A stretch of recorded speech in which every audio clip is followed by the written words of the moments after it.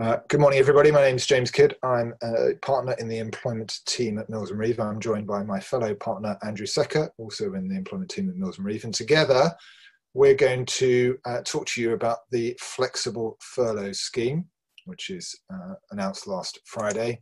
So we're going to talk about a little bit of the context around CJRS, the Corona Job Retention Scheme, or the furlough scheme, as it's known.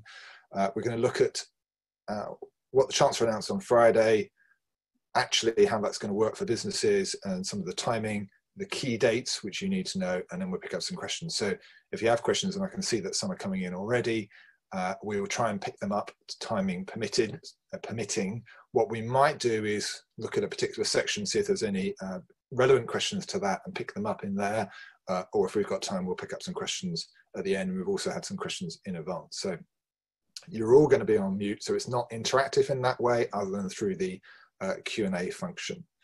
Okay, so some more housekeeping before we start. If you're on the webinar now and stay for the whole bit, if you really, really like it, you can watch it a few days later when we release it as the whole recording. If you have to duck out or whatever, then you can pick it up. So that should be great. Can we put the poll up, please, which is us just trying to ascertain from you what you're going to be doing about flexible furlough. I'll put the poll up now. Here we go. Do you intend to flexibly furlough staff?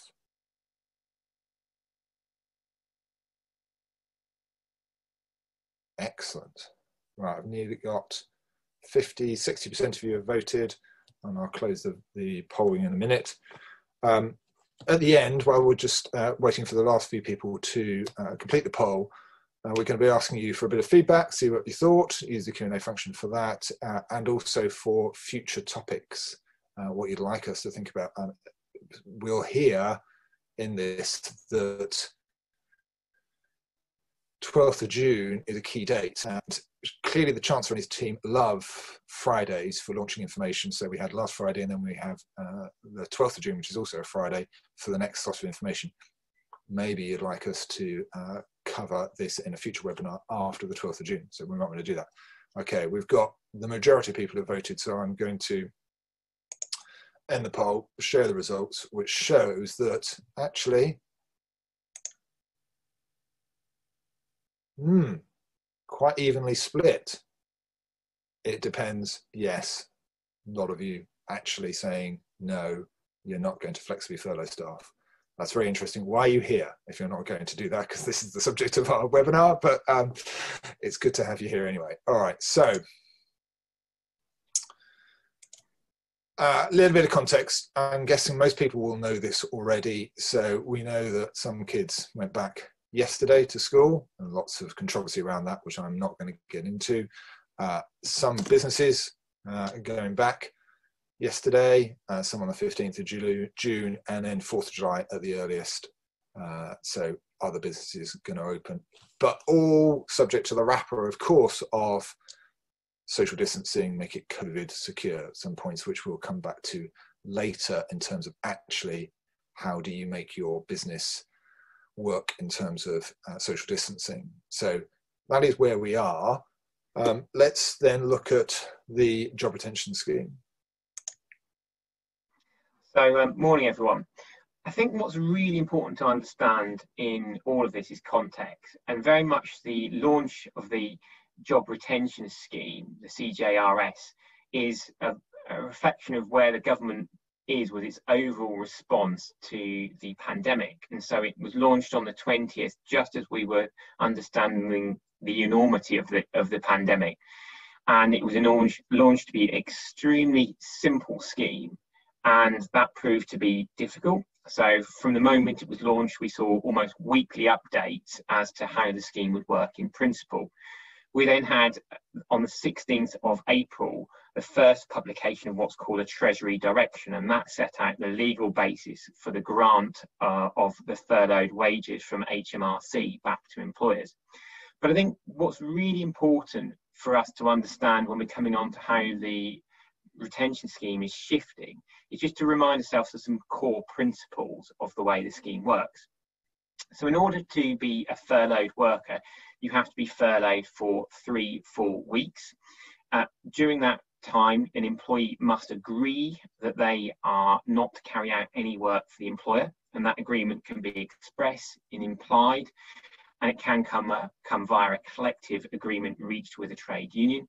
But that arrangement and the agreement not to work needs to be recorded and confirmed in writing. So that core aspect has remained broadly the same all the way through. And as the government sought to re-energise the economy and to help the employers, I think there's around over 1 million people that have accessed the furlough scheme, with about 8.4 million people being furloughed.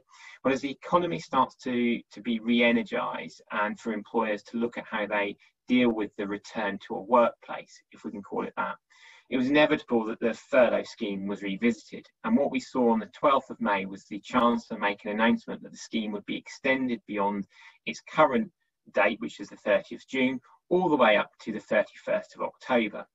And on Friday, what we then saw were the government's further announcements as to how the revised and extended furlough scheme would work.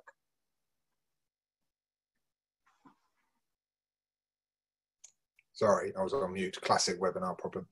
Okay, so then we come to last Friday, the much expected announcement. Some of you who followed me on LinkedIn would have seen that I was told that it was coming on the Thursday. So I put a nice video out to say, it's coming today. And of course it didn't. And it came on the Friday instead. So this is just the headlines. We're going to pick out these in a bit more detail in a moment. But much of you would have seen Rishi Sunak's announcement. So it's not as bad as we feared. The whisper was that the government was going to say, from maybe the 1st of August, that employers are going to have to share the cost of the furlough scheme, and it could be somewhere between 20 and 30%. They've not done that. They have immediately, they've got this tapering scheme, and we'll show you in a moment some the dates and how that works, and how the cost sharing actually works. The real interesting bit is the costs are not weighted towards the employer bearing all of that, or a large proportion of that immediately, but obviously it does go up. But the interesting bit is flexible furloughing, and that is where we really need the guidance on the 12th of June. Now, Andrew is going to talk to you in a minute about the cut-off date, and many of you will have spotted that these are changes from the 1st of July, and there's a cut-off date of 10th of June, and Andrew will cover that in a second. But we don't get the further detail until the 12th of June. Do I think that's deliberate? I couldn't possibly comment, but I do find that slightly frustrating. Overall, they've kept the changes to the furlough scheme to a minimum, so in terms of the rest of it, with all the different iterations that we've had, we probably are where we are on that. I will say, as the slide says, no sector approach. So it seems to me that, I don't want to get political particularly, but if we look at the scenes of the beaches over the weekend and the traffic on the roads and all that sort of stuff, we seem to be heading back to some form of normality, and whether we're heading towards a second wave or not, I don't know. So whether actually all of our businesses will be properly reopened in a few weeks, months, whatever, is interesting. But the lack of sector approach surely is going to impact certain types of businesses more than others. So if in theory we're all open by a certain point, but actually it's open to a degree, isn't it? So some businesses some employers are going to be hit harder than others. So if you're observing social distancing and you are a theatre, you're going to be able to have a certain number of people in. If you're going to start paying people because you're sharing the cost under the flexible furlough scheme from that date, actually does that work? Do you need people in, and how is that going to play out? It's very difficult. I think the lack of sector approach is probably because that is too, I won't swear, very hard for the government to grapple with, because where do you draw the line? I think that's a really difficult one, but actually really important. And I know there's pressure being put on the government to look at that. Okay, let's look at then that in a bit more detail. Andrew.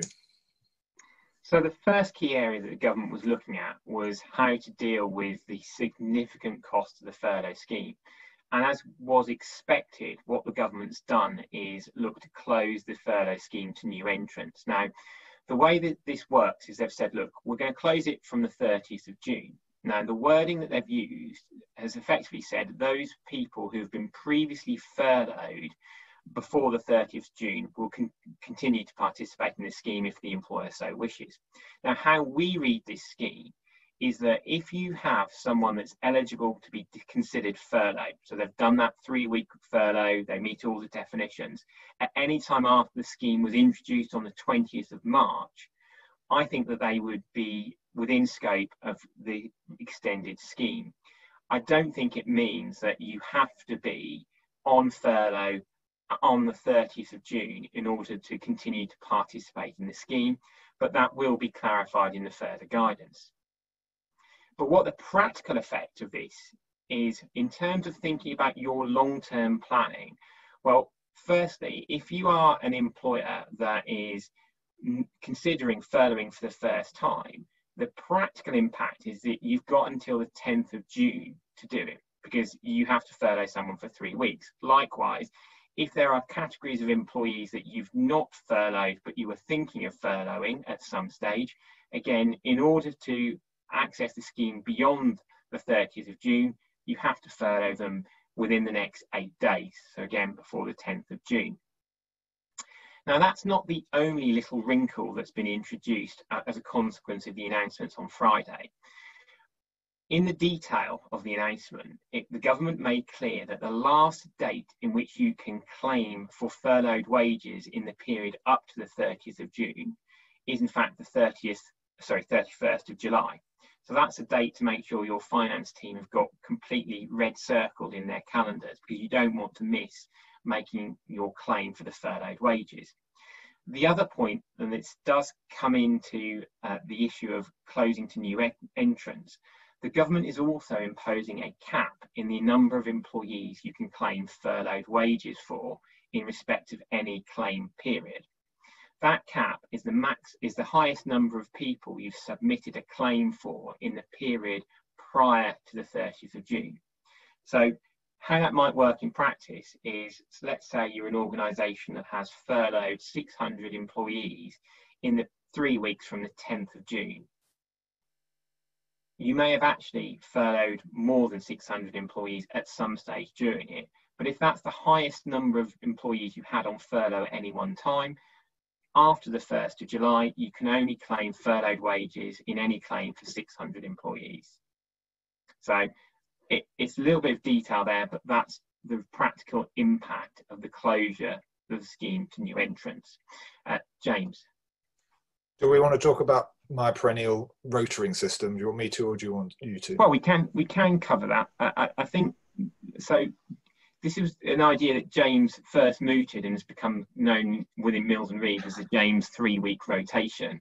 That isn't that we see James every 3 weeks on Zoom. It's more his idea that in order to ensure that you are fair to people, where you've got some work for a group of employees but you can't keep them fully occupied, the idea that you rotated them, for example, every 3 weeks. So if you've got 10 employees, so you have 5 on furlough for 3 weeks, 5 the next 3 weeks, effectively you get to the position that they're on 90% of pay for 6 weeks rather than 80% for the full 6 weeks. I don't think that this change will practically impact, because ultimately you should have had the same number of employees on furlough at any one time. And actually, if you are doing claims each week, the numbers shouldn't be affected, but it would be worth looking at the number of people you might be claiming for in any period. Now, helpfully, in the next wave of the extended scheme, the claim period is a week or a minimum of a week. It could be 2 weeks, 3 weeks, a month, but you can't have overlapping periods. So you can't claim for more than, you can't have overlapping periods, sorry. And I think that just means you going back and looking at the total number of employees you've got on furlough and looking how that would work for your rotating staff. I don't think it will make a difference, but worth checking. Yeah, the key point there being new. Are they going to class somebody as, if you run the rota system at that point, on if they are on the working that week and so they're not being furloughed, and then do they have to be on furlough at that point? We hope they're not going to look at it so negatively, also limited, but we don't know, and we won't know until the 12th of June when hopefully we get some more information. For those people who I keep saying on the Q&A, tell us about redundancies and furlough, we're coming to that, okay? So we'll come to that later.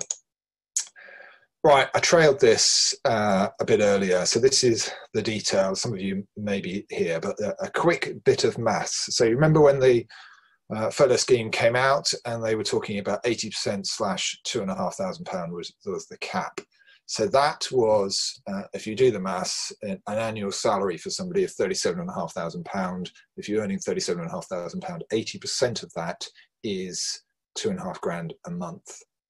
So come 1st of August, we have the first of the changes. So up until the 1st of August, it is as now, which is that the government pays 80% of wages capped at £2,500 a month, and pays the employer's national insurance contribution and pays minimum pension contributions from the employer under auto-enrolment.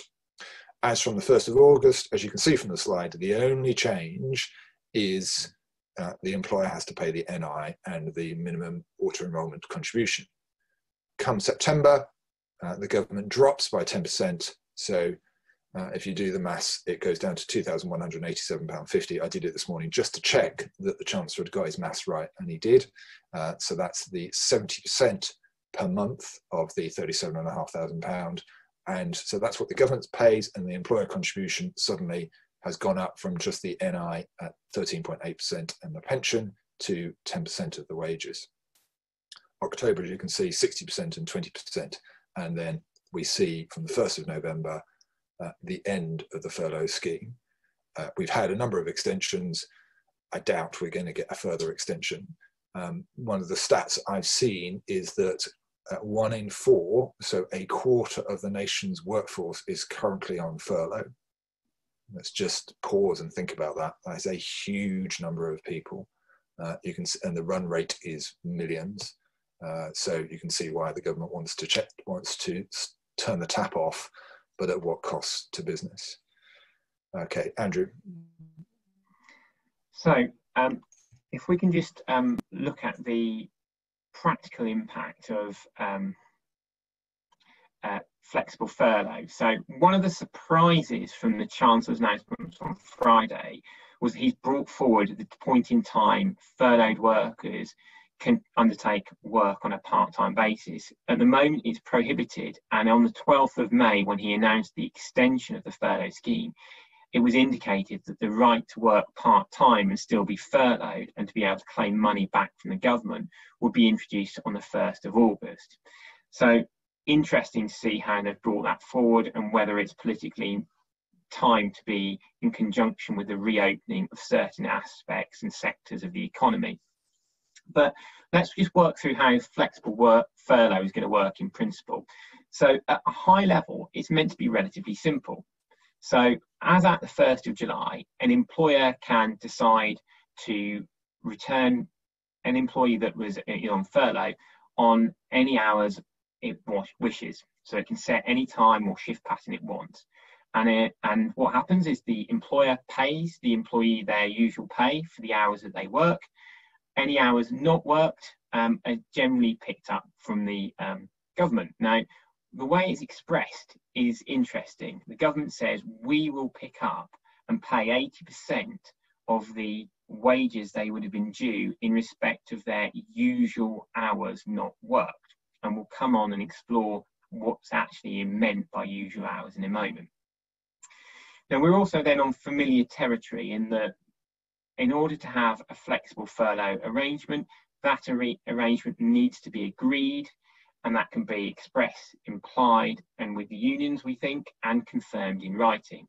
Now, consequence number 1 action is that it's going to mean dusting out your furlough template and looking at a new communication with those that you want to flexibly furlough.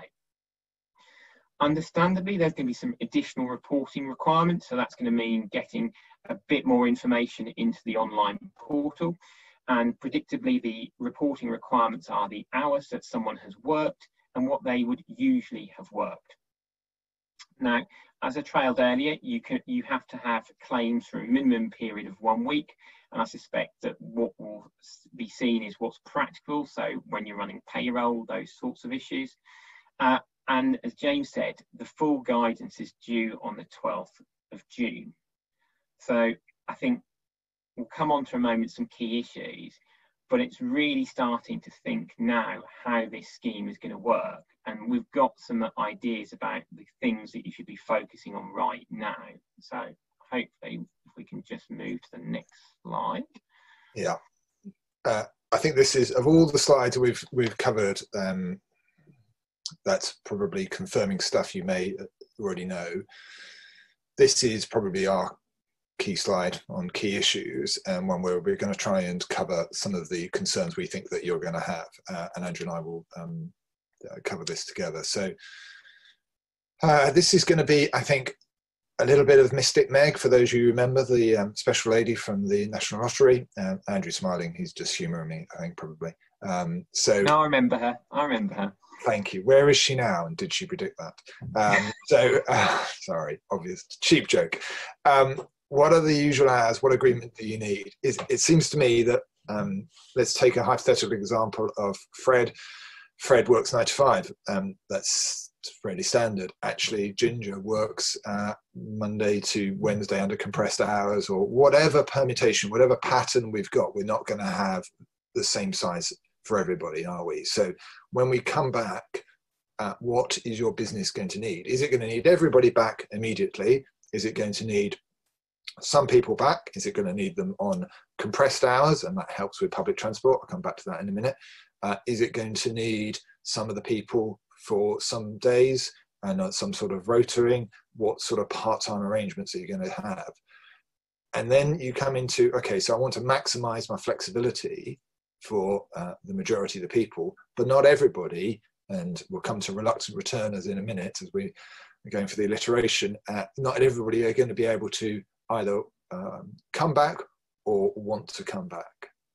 And I think that that's going to be a real issue for employers. So let's deal with reluctant returners at this point. So it seems to me that we've got a range of people, haven't we? We've got the people who go, yep, I'm happy to come back. I'm happy to give you, the employer, as much flexibility as you need. I know that when I come back, I'm going to be getting my normal pay, and I'll be getting furlough capped pay for the bits I'm not required in any given week. I'm happy to do all that. Yeah, I understand. It's all fine. Great. They are your top banana people, aren't they? And then they're going to be the people that go, ooh, I'm not sure. Just run over the risk assessment with me again, and I'll come back to that in a second. And then you're going to go to the people who go, I'm either shielding or I was shielding. I'm looking after somebody who was shielding. I've got a year-old baby. I'm just coming back from maternity leave. What are you going to do about that? I can't get to work because of public transport, and I can't get on trains. I can't cycle to work. I'm just the nervous person. And there's going to be a whole range, isn't there, of reactions from people. And I think that as employers, we have to be very careful to wield the big stick of, I am giving you reasonable management instruction to tell you you need to be at work at this time on Tuesday morning, or whatever it may be. Because actually, doesn't that destroy your culture potentially? But the flip side is, if you need all of these people because the demand is there, how are you going to address that? So it seems to me that you're going to be slow, I think, to get to the stick.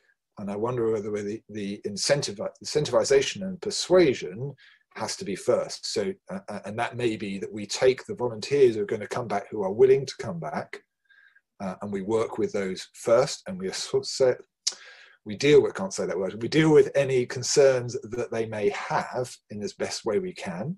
So on that, you may have seen the government's plan on reopening businesses, and you need to look at that in detail. There's some consultation points that you may or may not have picked up if you haven't. So you need to have done your risk assessment. You will already have a risk assessment for your business, but you need to revise that risk assessment in the context of dealing with the pandemic and reopening.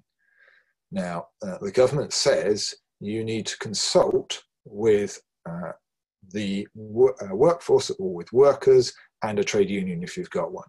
If you haven't got a trade union, you need to consult with people. You can't just go, we're reopening, this is what we're doing.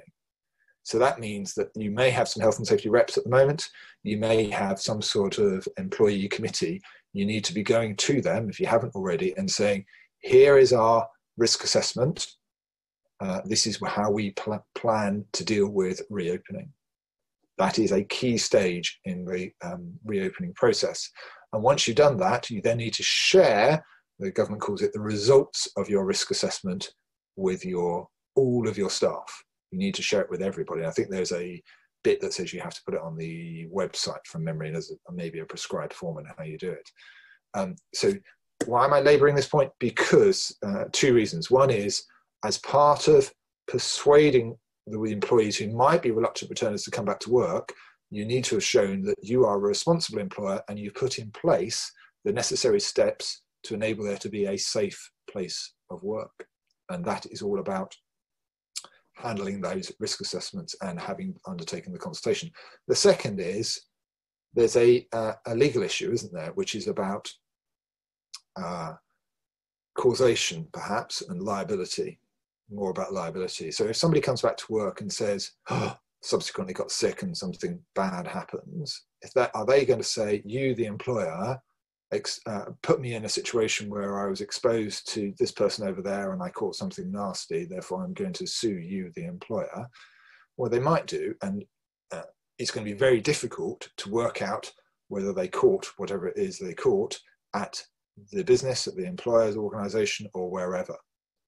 But the main defence that you will have is, we have undertaken a risk assessment based on our existing health and safety risk assessment, revised it, we've consulted on it, and we've shared it. And I think that you've got to be doing that.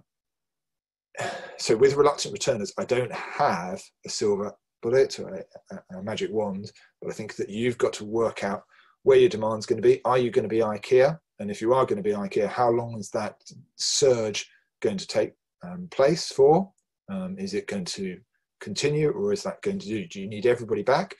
Are you as an organisation going to need lots of people, even though you're going to have less people through the door, because you're going to need more people to maintain social distancing and to direct people as necessary? I think that's really a difficult issue, but I do believe that from a cultural perspective, if we get this wrong, if we start forcing the people back who are, well, rightly or wrongly, believe that it's too soon for them to come back, I think you could destroy the culture in your organisation. So you've got to tread very carefully there. I think it's also worth probably stressing that we're beginning to see employees assert Section 44 of the Employment Rights Act, which, for those of you that haven't come across that particularly joyful part of the Employment Rights Act, it's the right for an employee to reasonably refuse to attend work as a consequence of having health and safety concerns. And what we see is that right is being used by the reluctant returner. And I think one point I would echo completely with what James has said is that the key to obtaining agreement is your communications process. I think that many employers will have been given a free pass in terms of how they communicated about the closure of a workplace and the furlough.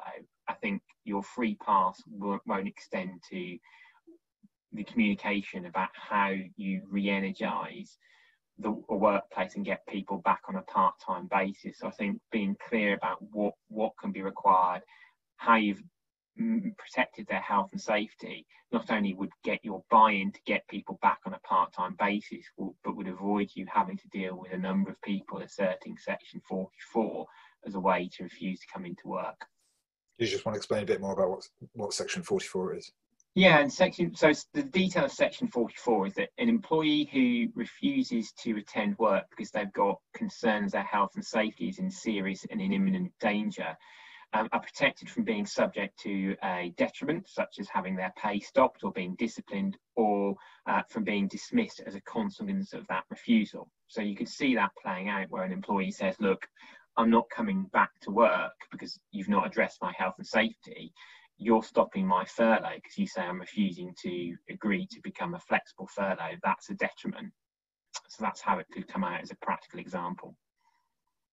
Yeah, and you need to avoid that clearly, because that's a bad issue. Yeah. So what agreement, just go back to this, what agreement do you need and how do you obtain it? Well, I think there's just one other point I'd probably stress on the usual hours, if you don't mind me butting in, James, because I have trouble keeping completely quiet. Butt away. The one thing that I've been thinking about when we're trying to work out, you can claim for the hours that are not worked, but which are usually worked. Now, when we were all trying to work out how the government was going to calculate the 80% of the furloughed wages, many people, myself included, thought that the government would look at the way you calculate a week's pay under the Employment Rights Act. That's not the approach they adopted, as we all know. The approach they've adopted is they look at an average of pay over the 2019-2020 tax year of those elements that can be included, or you can look at the corresponding month in the previous year. Now, I think what's therefore likely is the government will copy that sort of approach in looking at how you work out usual hours, because it would make no sense to use a different way of calculating pay and hours. So I think whilst we'll wait for the final guidance, I think it's likely that you would end up looking at making your claim based on the usual hours worked when you're looking at the period you calculate pay over. So either the corresponding month in the previous year or the average of hours worked. But that's a little bit of the devil in the detail that we'll expect to see on the 12th of June. Okay, just to pick up a couple of questions before I move on. So, Debbie, is there a specific length of consultation time for risk assessment with unions? Not that I'm aware of, no. And is the union going to drag their feet? One would hope not, given that would be counterproductive for everybody. And Anonymous says, what's the situation in taking into account reluctant people in relation to redundancies? Good question. So you go to whoever and say, hello, would you come back to work, please? We've done all our risk assessments, we've consulted on it, all that sort of stuff, and they say no. If they're not asserting a statutory right, they're not coming up with good plausible reasons, you're into a situation where, do you want to make them redundant? Because that's going to cost you money. Redundancy pay, you might be able to offset that, and we'll come to in relation to furlough and notice pay if they remain on furlough. Or actually, are you into the stick, which is, this is a reasonable instruction, we've done everything we can, we've shared with you everything we need to share with you to explain to you that we're operating a safe place of work. If you're not going to come in, then we're going to ultimately discipline you and ultimately dismiss you. Redundancy is a softer way of doing it, but that costs you more money rather than dismissal, which will just be either without notice if it's summary, or with notice if it's not summary. The problem also with redundancy is that if you would otherwise have pooled them with employees that are willing to attend work, then the redundancy dismissal will be unfair if you don't include the employees working in the pool. So I think in reality, if you've got someone that is refusing to work and there's a job for them to do, I don't think redundancy would be the right route for you in any event. Good point. Okay.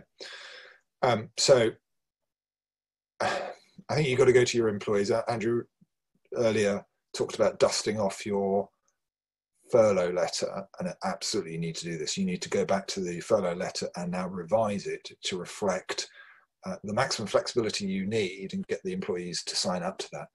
I think that this is a difficult situation where you're going to be saying, unless you know categorically because you are a shop and you think, yeah, I'm going to need all these people full-time for this week, and maybe, or I'm going to need part-time for this bit.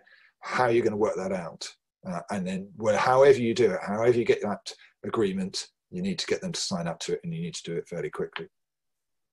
I've put up on the slide, be alive to discrimination risks. I haven't said, but I've said be alive to this. Why have I put it like that? Because in a sense, we are not treating people with a protected characteristic that is engaged in a less favourable way because of those protected characteristics. We are just saying we are reopening in line with government guidance. This is what we're doing. This is how we've complied with the government guidance, and therefore this is how I need you to operate and come back to work.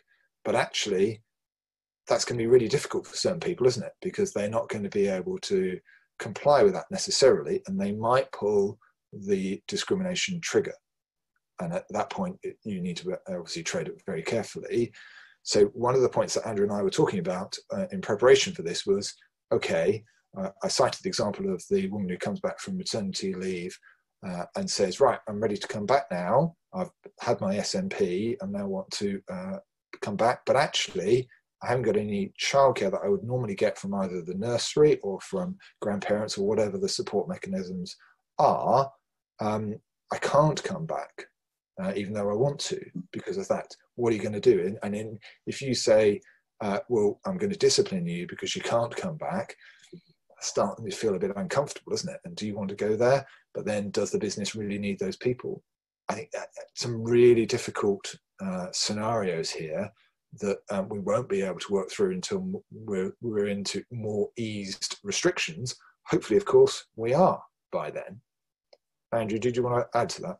Yeah, and I think as a general point, I think we have to bear in mind that employment tribunals, if you end up in dispute, will have a degree of sympathy with you, particularly if you've been clear in your communication as to what you're doing in terms of the hours you set. But there could be scenarios where, for example, as James has said, you decide that you need to have staff in, let's say, starting at 8 when they previously started at 9. And we know that if people have got kids of school age, that could impact those who've got to do the drop-off, and therefore that might affect more women than men. So it's really a case of just thinking through the consequences of the decisions that you make. And, you know, it's even as simple as thinking about if you're making choices as to who do you bring back from furlough to work on a part-time basis. So, for example, I was talking to an organisation and they needed someone back, and they said, well, look, we've got a team of X. We think that we really need to bring the best person back, so the most suitable. And I said, yeah, well, as long as you've got a good reason for selecting that person, that would be quite good. But the other thing I said to them is, but if actually you've got 5 groups of people and you're bringing back one, and it turns out that the person you've brought back is let's use me as an example, the 40 plus white spectacle wearing English bloke, as opposed to people of other protected characteristics, just consider a potential indirect discrimination or issue arising from your application. That doesn't mean you couldn't justify your decisions. It's just being alive to the fact that these decisions you're making give rise to discrimination issues in the same way as many issues arise in any workplace context. That's not to make them big issues, it's just to think through the consequences of your decision making. Agreed. Okay, I think we've covered how do you calculate the sum claimed. I think it's going to be if they're working, they're going to get their normal pay, and if they are not working, then they're going to be in the furlough scheme still. But the point that you were making was how do you calculate the pay under the furlough scheme, and that's likely to be the year previously, or the average, isn't it? Yeah, and the one thing I was going to suggest, so for any fellow nerds out there, when I read the government guidance, and there's a fact sheet that accompanies the government announcement, and it sets out how the government has worked out the potential cost consequences, and I couldn't make them make sense to me. So I went back and looked at the online guidance as to how to calculate the 80% of someone's furloughed wages, because I remembered there are some examples which set out the various different components. So how do you calculate the NICs you can claim? How do you calculate the pension? And actually, if you wanted to get your finance team sharpening their pencils and calculating what the various cost components of the scheme will be for you after the 1st of August, as a fair rule of thumb, I would look at those examples, because there is one specific one which I think is really good. And that's an example of an employee that is monthly paid, that works for 2 weeks and is then furloughed for the next 2 weeks. So you could imagine that being a great example of how you would approach it for someone who is going to work effectively part-time. So if you wanted to give perhaps a little indication, and again, it may be the government slightly tweaks how you do it, but I would look at that example because I think it'd be really helpful in working through the cost consequences. Okay. What I think we should do is just finish off with the slides that we've got, and then we'll run through because we should have time to pick up some of the questions that we haven't answered yet. Just to manage expectations, all been very generous with your questions. We're not going to be able to answer all of them, but we'll do what we can. So, Andrew, next slide. Yep. So, okay. I'll do it. Okay, thank you. So in terms of longer term planning, I think the first question and perhaps the point that you're all thinking about already is thinking who are you going to continue to furlough? So the first grouping that came to my mind is that a number of clients of mine have re-employed people just so they could benefit from the furlough pay. And they've done it because it feels the right and moral thing to do. Now, do you continue that from the 1st of August when it actually begins to cost you as an organisation money? And for me, I think that what you've got to work through are the financial ramifications, the reputational ramifications, and of course the legal ramifications. Because what I have seen is many employers have taken employees on, or ex-employees on a fixed term basis. And that fixed term has been for so long as the CJRS is in force. Now, technically, the scheme's in force until the 31st of October, so hopefully you will have a right of early termination. But if not, then how does that fixed term contract right exist? Because it may have committed you to continuing to furlough someone, even though it's going to cost you some money.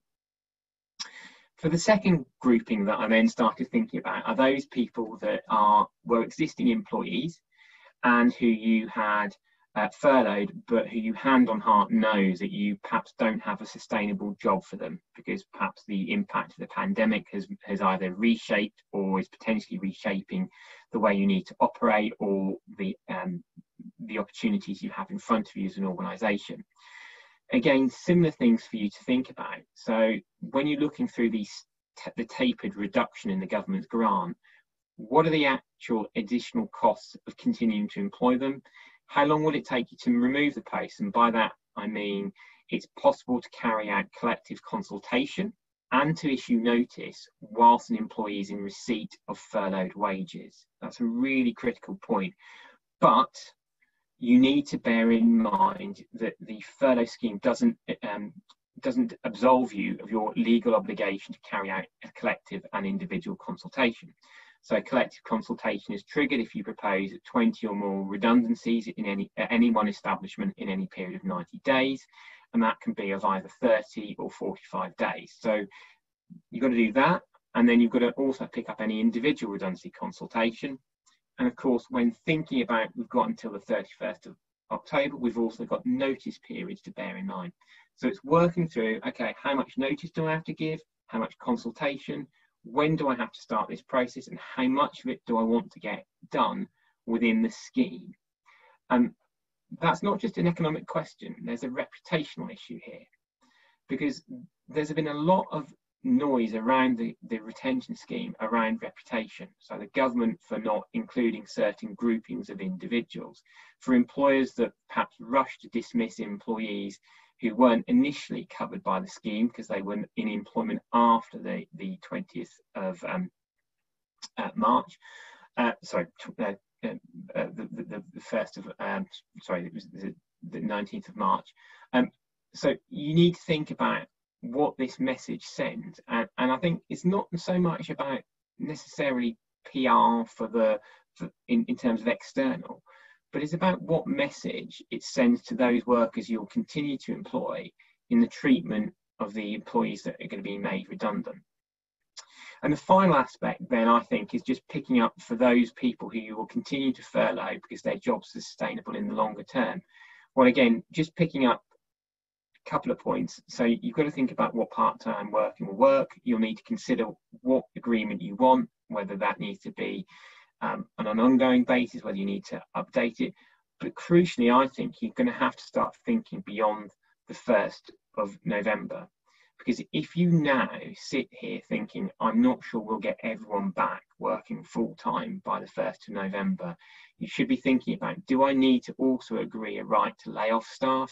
Do I need to agree a right to short time working? And build that into your planning. I would hope that that's not many people, but of course the impact of the pandemic is significant, and I think it's important to think through all the consequences. Should we just pick up on the you've taken on employees who resigned, or you previously dismissed them, and you've taken them back on purely for the purposes of the scheme to enable them to benefit from the furlough payments. If you don't have the break clause, because actually we didn't envisage there would be a flexible furlough scheme, so there would be sharing of costs with the government and employers, do we terminate anyway? That might expose us to a breach of contract claim. So if we don't do that, can we say, well, we'll keep you in, but we'll pass the costs back to you, the individual who, we don't want as an employee. You left us, either voluntarily or not, previously. There's a bit in the back of my mind that says there's a public policy point about employers' national insurance contributions, which says you cannot force an employee to pay for the national insurance costs, and I suspect there is something similar for the 3% employer auto-enrollment minimum contribution. However, so those bits possibly no, but the pay bit, so the 10%, the 20%, yes, I don't see why you shouldn't. You'll say, we'll keep you in the furlough scheme, but effectively you will pay us for us to keep you in. I need to think about that properly, but it seems to me you can't for NICs and you can't for the pension, but you might be able to for the pay. Andrew, do you agree on that? I suspect the government is going to regulate against that. I think if you can look at my reading, and my wife will tell you that I hate being wrong, and I occasionally am, which is always difficult. But my reading on what the Chancellor has been saying is that it's very much the time for employers to contribute to the cost of the furlough scheme. I think for the very reasons you've said, I think from a public policy perspective, I don't think they would want employers that have benefited from the government picking up the majority of the cost of the furlough scheme being able to pass those costs back to the individual. So my best guess is that the government will say, if you've chosen to re-employ people at the public cost, then for the greater good, you have to put your hand in your pocket. And I think the supporting point for that is that in the government's announcement about the tapered reduction of the grant, which I thought was quite interesting, they put it as a tapered increase in the employer contribution rather than the government giving you less money, but that's spin doctors for you. But when they were talking about it, they were at lengths to point out that for a large number of employees making claims under the scheme, their earnings won't pass the threshold to trigger national insurance contributions and auto-enrolled pension contributions to be paid. So it may be around that they think deals with the returned furloughed employees. Okay, I think that some employers are going to struggle with, I only took that individual back on for their benefit, not for my benefit. It's going to start costing money. Hello, I'm not happy about that. Yeah. Okay. So, summary of dates. You can see this 10th of June being the key date, 12th of June, and we might come back to you shortly after the 12th of June. Sounds like a good plan, with more details about actually how this is going to work. 1st of July, flexible furloughing begins, cue trumpet fanfare, and then 31st July, last date to claim furloughed wages in respect to that period. And then we know, as I covered in the table earlier, those key milestones of August, September and October. And then I really do think that that will be a hard deadline of when the furlough scheme is going to end. Yeah. Right, let's go to the phone lines, as they'd say on some exciting radio show. And I want to pick up just a couple of points. So we've talked about this before. Holiday pay, if somebody is on holiday now, then obviously if they take holiday, you have to top up their holiday pay to their normal pay. They can elect to take holiday, and you can require them to take the holiday. If you have to force them to do it, you have to give them double the amount of holiday notice in advance. So if they want to take it, you want them to take a week, you need to take 2 weeks. Again, you need to top up. The interesting bit is going to be somebody taking a holiday during flexible furlough. How you calculate that? Yeah, that might be interesting. Doing some averaging calculations. I think at the end of the day, that's probably going to be take the furlough bit, whatever is the furlough bit, whatever is the normal hours worked. The normal hours worked will give you the normal pay. The furlough bit will give you this bit. You need to top that up so it becomes their normal pay for that week. I think that's how you'll eventually get there. And just to confirm Andrew's point, if I give somebody notice during furlough, I have to top up that notice pay to what their normal pay would be. So you are offsetting the cost of notice through the furlough scheme. So that there is a cost saving to getting on with redundancies during the operation of the furlough scheme. So we often get asked this question, can I make redundancies during a furlough scheme? Isn't the purpose of the furlough scheme to stop me making redundancies? No, the purpose of the scheme is to help you when you have been severely affected by the pandemic, and ideally keep everyone in the workforce. I see it as being a legal issue and a moral issue. Legally, you can do it, and I think you need to get on with it if you expect your workforce requirements to not be anywhere near what they are at the moment. But you may get the moral pressure from the employees who say, well, if you're going to do that, you need to coincide my notice to the end of the furlough scheme. And then you've got to make that decision as well. Is that the end of the furlough scheme when I'm not paying for it? Or is that the end of the furlough scheme at the end of October when I've paid quite a lot and am able to offset less of the notice through the furlough scheme? So some interesting dilemmas in that respect. Andrew, any particular questions you want to pick out? I thought there was a really interesting question, which is, do I have to flexibly furlough from the 1st of July? And that was raised in the context of a concern from an employee. I think it was Natalie Ward, who said that she's got staff that she thinks is a high risk. I think no is the answer. You don't have to flexibly furlough. It's a right that you could require people to work part-time. I think the government is very clear that this is part of a gradual return to a physical workplace. Indeed, there are many employers that have operated fully throughout the pandemic. So it's really giving you choices. It's not saying anything is mandatory. Okay. There's somebody who's been in a different time zone and is possibly listening to us at 1 o'clock in the morning, but asking for a repeat of your section 44. Can you give us the full citation for that, Andrew? So full citation, section 44 is a right to protection against being subject to a detriment or being dismissed, where you have refused to attend work because you believe that you are in danger because of a serious and imminent health and safety risk. There has been quite some debate about what constitutes a serious risk, and it's what's difficult is that it's based on the reasonable perception of the employee.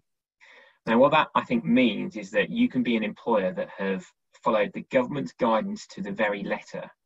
You've published your risk assessment, but if you haven't eliminated all forms of risk, so, for example, you are one of those workplaces which cannot entirely eliminate a face-to-face working, or perhaps you are an employee that's got a health condition that makes you particularly vulnerable, like a particular type of asthma. I think you'd still have reasonable grounds to believe your health and safety is at risk, even where the employer has taken those steps. So I think there's this real dichotomy, I think, between what an employee can reasonably believe and the fact that an employer may well have taken all the steps possible.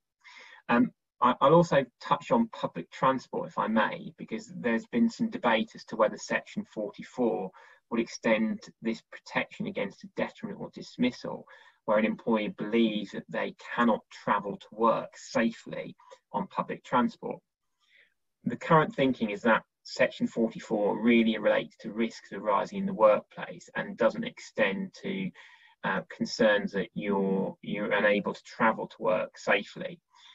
There's one case which is not particularly on point, which relates to an employer that provided a shuttle bus from a particular drop-off where section 44 was engaged, but we think that is an outlier. So clear line in the sand, what I think section 44 is all about is concerns relating to the working environment in your workplace, not the concerns about someone's travel to work.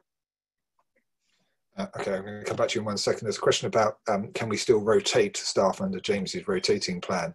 I'd love to be able to do that. But I can't give you a definite answer because that depends upon that whole new entrant into the scheme. So Can't give you an answer to that right now.